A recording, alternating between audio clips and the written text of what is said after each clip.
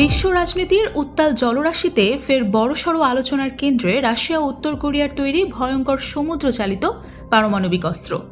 একদিকে ভারতের বন্ধু বলে পরিচিত রাশিয়ার তৈরি পোসাইডন, অন্যদিকে আমেরিকাকে কাঁপাতে দৃঢ় প্রতিজ্ঞ কিম জং উনের হাইল।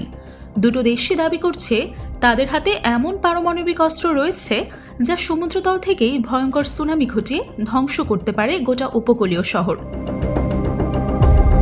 রাশিয়ার তৈরি এই পোসাইডন টর্পেডোটি আধুনিক যুদ্ধের সংজ্ঞা বদলে দিতে পারে বলে মনে করছেন বিশেষজ্ঞরা। গ্রিক পুরাণে সমুদ্র ও ঝড়ের দেবতার নামে নামাঙ্কিত এই অস্ত্রটিকে ডাকা হয় ডুমসডে অস্ত্র বলেও।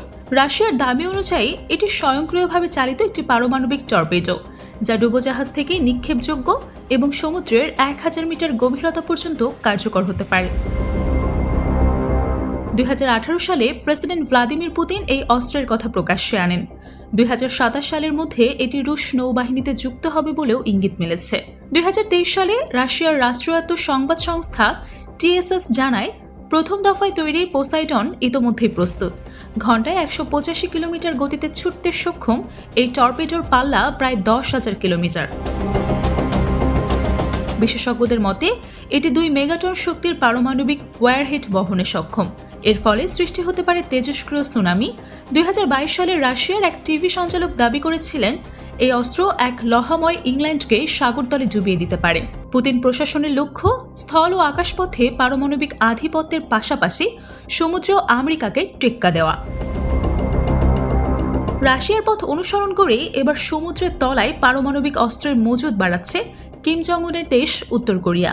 বেশ কিছু প্রতিবেদনের দাবি, উত্তর কোরিয়ার হাতে বর্তমানে প্রায় 50টি পরমাণু অস্ত্র রয়েছে। আরও 70 থেকে 90টি তৈরি করার মতো উপকরণও রয়েছে তাদের কাছে। 2019 সালে কিম ঘোষণা করেছিলেন তারা এমন একটি পারমাণবিক ডুবোজাহাজ তৈরি করছে যা নিজে একটি পরমাণুর অস্ত্র হিসেবে কাজ করবে। 2024 সালে দক্ষিণ কোরিয়া দাবি করে আমেরিকা, জাপান ও দক্ষিণ কোরিয়ার যৌথ সামরিক মহড়ার পাল্টা হিসেবে পিয়ংইয়ং সমুদ্রতলের অস্ত্র ব্যবস্থা হাইল 523-এর পরীক্ষা চালিয়েছে। হাইলের এই সংস্করণও তেজস্ক্রিয় সুনামি ঘটাতে সক্ষম বলে দাবি করেছে উত্তর কোরিয়া। এই অস্ত্র নাকি রাশিয়ার পোসাইডনের সঙ্গে পাল্লা দেওয়ার মতোই শক্তিশালী। উত্তর কোরিয়ার বিজ্ঞানীরা এটিকে কৌশলগত ডুবোজাহাজ হিসেবে বর্ণনা করেছেন। ডুবোজাহাজটিতে থাকবে আধুনিক বৈদ্যুতিক যুদ্ধ সরঞ্জাম এবং উপগ্রহ নজরদারি ব্যবস্থাও। বিশ্লেষকদের মতে রাশিয়া ও উত্তর কোরিয়ার এই পানির নিচে পারমাণবিক অস্ত্র প্রতিযোগিতা শুধু প্রযুক্তির দিক দিয়েই নয়, কৌশলগতভাবেও পশ্চিমা দেশগুলোর জন্য গভীর উদ্বেগের কারণ। হঠাৎ করে যদি কোনো পোসাইডন বা হাইল চালু হয়, তবে তার প্রভাব শুধু একটি দেশের উপর নয়, পুরো উপকূলীয় অঞ্চলের উপরেই পড়বে। রয়েছে ভয়াবহ পরিবেশে বিপর্যয়ের আশঙ্কাও।